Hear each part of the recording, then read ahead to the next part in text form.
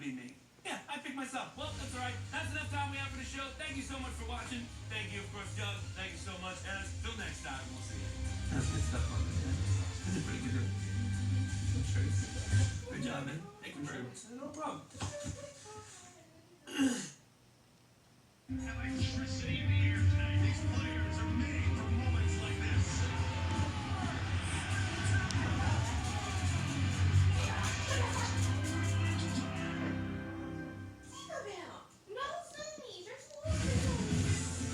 Buckle up, it is time to be at champs. The Howard Bison making the trip from DC to Dayton. Back-to-back NCAA tournaments for the first time in school history. And they are taking on the Wagner Seahawks from Staten Island, New York. It's been 21 years since these Northeast Conference champs have made it to the dance. You betcha. The NCAA tournament starts right now. Finally, the curtain is set to rise. The madness is here. Here we go. The road to the Final Four starts here with the first four.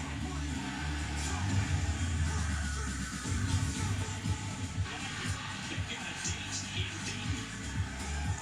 Howard going back to the NCAA tournament. Every year, somebody who plays in this game in Dayton ends up making a big run in the tournament. And this year, why not us? Buckle up. The madness of March starts right now. Here we go. March Madness. How about that? This is going to be a wild ride. What a game. The madness is real. To be forever a champion. Anything can happen in March. There is Howard entering UD Arena. Third straight winning season for Howard. In the last 34 years combined, they only had 3. A lot of credit goes to that man right there, Coach Blakely. Also, Wagner finding themselves in the arena. They won the NEC. Who won the NEC last year? Fairleigh Dickinson. You can ask Purdue about that. Welcome to the NCAA Tip-Off Show presented by Nissan. And I'm going to say it. This is America's greatest sporting event. 68 teams from every corner of this country battling it out for nearly a month to cut down the nets and crown national champ. And we are blessed to tip it off right here on truTV in Atlanta. And now I'm going to hype up my coworkers for the next 6 days. We're going to go from least experience to most. So, a two-time NCAA champ. Led teams to 4 Final Fours. Voted an AP Coach of the Decade. His second tournament. Give it up for Jay Wright, everybody. The 3-year gang, greatest 3 weeks in sports, you're right. And now, a two-time NCAA champ. The tournament's most outstanding player in both years. One of the greatest college athletes of all time. From Naperville, Illinois, Candace Parker. So excited to be doing this with you guys this week, guys. And now, I mean, I don't even know. it's coming for you, Can I go first next time? A New York Times best-selling author. Oh, nice. Very nice. He wrote about the tournament for SI, and he's been sitting at this desk. Are you ready for this, Jay? 20 years. Goodness. Dang it. If anybody knows the tournament, 20 years, really? 2 decades. It's pretty amazing. How We're does not it at this feel? desk per se, starting obviously with CBS. Sure. Every year, not only does it not get old, it actually gets better. Every year I come here, I say, I can't believe the tournament's about to start. I can't believe we get to sit up here and watch these games, watch these kids give it their all. It's truly a blessing. It's great to be with you and my partners, and we're going to have a lot of fun. I'm Lefko. That's the only introduction I need. Let's get you into the doubleheader that we have for you tonight. Early on, it is a battle of 2 possible 16 seeds. The winner faces North Carolina in Charlotte on Thursday, and then our nightcaps of at-large bids. Colorado State, Virginia, you know those teams will. The winner of that gets to take on Texas on Thursday. And you may be wondering, what is the success of these teams in the first 4? We are on a run. Last 12 years, 11 of them have had one team actually win in the round of 64. 2 teams have gone to the Final Four, that VCU team kicking it all off. And then last year, we sat here and watched Fairleigh Dickinson beat Texas Southern. And I'm pretty sure we all laughed and thought, they're not going to beat Zach. And Coach, they did just that. it was incredible, and it shows how that first game can get you ready for the next game when maybe the other team wasn't. I remember when I was a 16 seed at Hofstra, we played Big Country and Eddie Sutton. I was so intimidated. And I was thinking about it today. If we would have had maybe a play-in game, because we had a good Hofstra team with Speedy Claxton, maybe we would have been more prepared. But we were so intimidated going into that first game. So it actually can help these teams and catch a team that's not ready in their first game.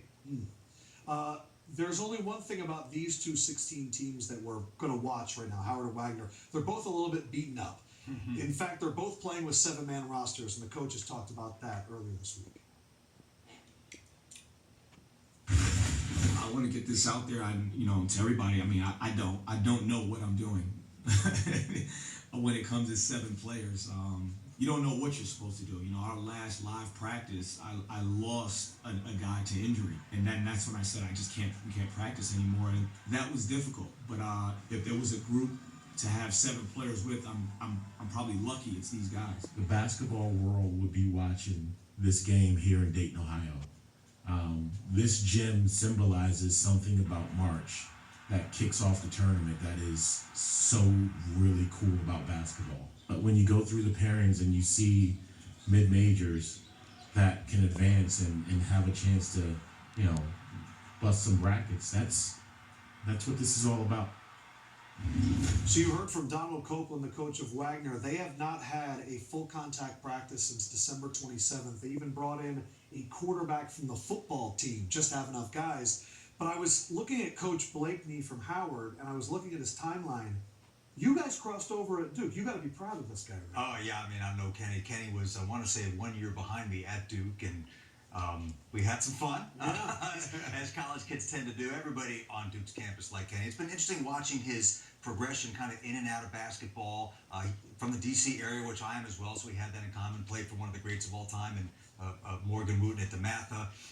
Spent some time with Tommy Amaker, another former Duke player at Harvard. He was in like the marketing business side of things, got back into coaching, and really, when he took the Howard job, and I talked to him about that, he was so excited. It's a tough job, and are you sure? He was so excited to go to this incredible university, first of all. One of the most incredible universities in the country, and what he's been able to build now, getting the tournament for the 2nd straight year. And I just want to say, for Kenny and also to Donald Copeland, because you mentioned about FDU last year with Tobin Anderson when they won this game, you may have cameras in your locker room. You may have microphones in your locker room. Because Tobin Anderson, I think we can beat Purdue. And he's like, no one recorded that, right? Well, everybody saw it. And then we only showed it 40 times between the game, and it ended up bringing it to fruition. So if you want to say it, and if you want everyone to know it, great, but there may be cameras in your locker room. Nice you let them know. Mid-major, we're not thinking about those things. When we're mid-major, they're not following us around. Yeah. Coach, where would you want to start? Howard and Wagner. Which team catches your eye? I like the coaches. It's amazing that Kenny Blakeney played for Morgan Wooten and Mike Krzyzewski. Donald Copeland played for Bob Burley Sr. and Louis Orr, who was a great coach at Seton Hall. And the Wagner Seahawks actually play the same style as Seton Hall did when he played at Seton Hall. He went to 2 NCAA tournaments when he played at Seton Hall. They play really slow. They can wear you down. And if anybody can play with 7 guys, they can, right? Because they'll have shot clock violations, and it won't bother them at all. They won't be upset about it. They just wear you out by controlling the ball and then scoring late in the clock. So I think they're prepared to play with 7 players. And Coach, just to add to that, as a player, when you're going in and you're preparing for the NCAA tournament, you usually are walking through defense. You might go live a couple times, but you're walking through defense. And so with them only allowing 54 points per game to their opponents in the month of March, I think not practicing, but still being able to go through the motions of what the defensive philosophy is, what they're trying to take away. They're not depending on scoring, which to me is rhythm, seeing the ball go in, going game speed. So I think if there's any team that you want to defend, not practice, it would be a defensive team like Wagner. The Wagner's 2nd slowest pace in the country. The only team slower is Virginia. And we know their style of play. Howard as well. They come into this tournament a little hot, winning 7 of 8. What's your view of that team? See, Howard can get up and run, but this slow pace won't affect them because they're pretty disciplined in the half court. And Towns is an older, experienced player who's actually in his 8th year since he started at Harvard. But he's really good in the half half court, and he can back you down and score on you. So they can handle this. I also think with a guy like Bryce Harris, he's a bull inside. They can take him inside in the half-court offense. So they won't be frustrated by this style of play.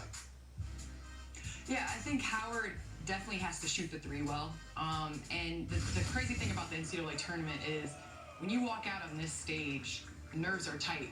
But guess what? As a player, when you see that first shot go in, you can get momentum and get going. And Howard depends heavily on shooting the three. And if they're able to do that tonight, then this could be a tough win for Wagner. That's a great point, because the Seahawks are one of the top teams in defending the three in the country.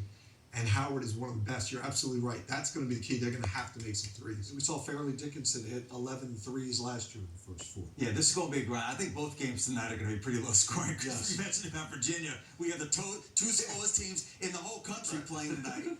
Look, we're going to have a lot of up-tempo games in the tournament. I promise you. We'll see Kentucky, Alabama. It's going to get into the 80s and the 90s. I think we're going to have a couple of games tonight where maybe the first one is 60 wins, because we're talking about Wagner's short bench, but, Howard lost a couple of starters in Don Campbell and Cy Odom just in the last few weeks. So I think they're going to be plenty happy, and I think you guys are absolutely right. I think the biggest factor is going to be Howard's three-point efficiency against one of the best three-point defensive teams in the country. So it's going to be a grinder. I want to talk more about Seth Towns in a little bit. I want to introduce you guys to the Strong brothers. But this Seth Towns, you don't get to say eighth-year senior too much. Started his career out there in Harvard, but he's back and he's trying to make this run last as long as possible.